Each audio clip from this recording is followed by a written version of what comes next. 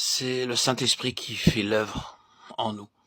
Le Saint-Esprit a deux choses à faire dans tout croyant, comme il a deux choses en Christ. La première est au Jourdain. Jésus fut baptisé de puissance en vue des œuvres puissantes à accomplir.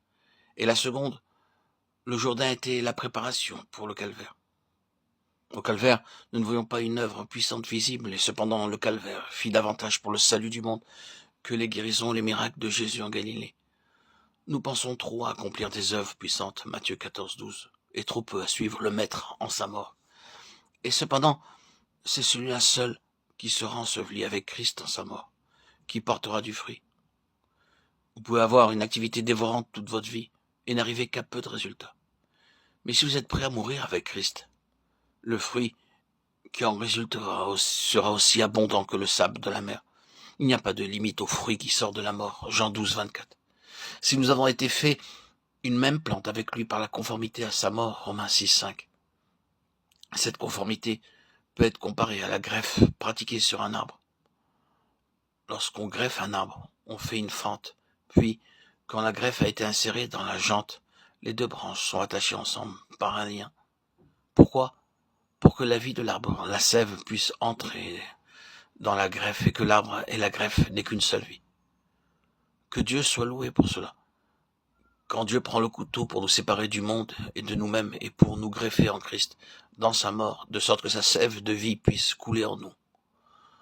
Oh, quel fruit de vie, de joie, de paix et de patience. La greffe ne porte-t-elle pas? Le fruit vient de lui-même. Il vient de lui, comme notre vie. Qu'avons-nous donc à faire sinon de demeurer en sa mort continuellement? Combien la vérité qui suit le verset 5 est belle, sachant que, après avoir réalisé que nous sommes greffés en lui, notre vieil homme a été crucifié avec lui. Par l'apôtre, Dieu déclare que lorsque Jésus fut cloué à la croix, portant en son propre corps les péchés du monde, notre vieil homme, la race du premier Adam, a été crucifiée avec lui. Telle est la déclaration de Dieu au sujet du calvaire. Certains incrédules disent, c'est le récit que Paul en fait. C'est sa manière de voir. Non, il faut se rappeler que ce fut Jésus lui-même qui révéla son évangile à Paul, et non les hommes. Galates 1, 12. Christ expliqua lui-même sa croix à Paul, lui montrant que la race déchue, la vieille création, fut aussi clouée sur la croix, et qu'elle y mourut avec lui. Voilà quel est le secret de la victoire sur le péché.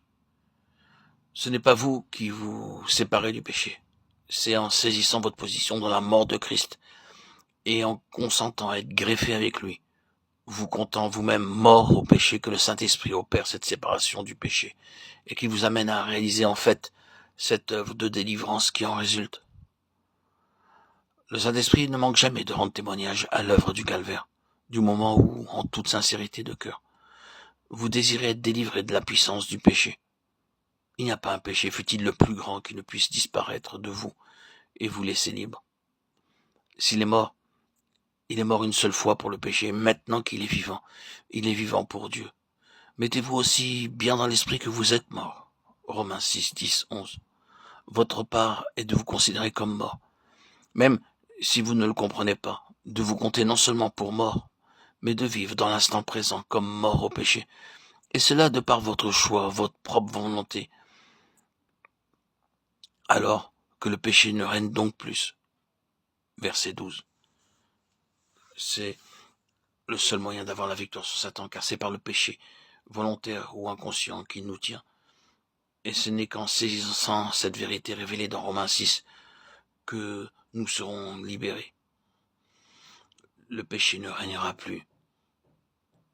Quand le diable nous attaquera, nous tentera, ou que nous sentirons le besoin d'être délivrés d'un péché quelconque, répondons-lui triomphalement sur cette base de ma mort personnelle avec Christ. Je suis maintenant mort à ce péché, et il ne régnera pas sur moi. À ce moment-là, le Saint-Esprit vous applique la puissance de la mort de Christ, auront les liens avec le péché, et vous perdez même le désir de pécher. Le péché n'est plus. Dieu soit béni. La victoire est gagnée par la mort, car celui qui est mort est affranchi du péché. l'abîme de la mort est entre vous et le péché, et même entre vous et le tentateur, tant que vous demeurez dans cette attitude de mort. Et de plus, si vous voulez remporter la victoire sur l'ennemi qui tient une autre âme enchaînée, avant de rien entreprendre, il faut que vous soyez sûr de votre base de Romains 6, car le seul endroit où l'ennemi n'est pas de puissance, c'est le terrain de la croix. Cachez-vous en la mort du Seigneur Jésus et au nom de Jésus. Levez-vous aujourd'hui et que le péché ne règne donc plus.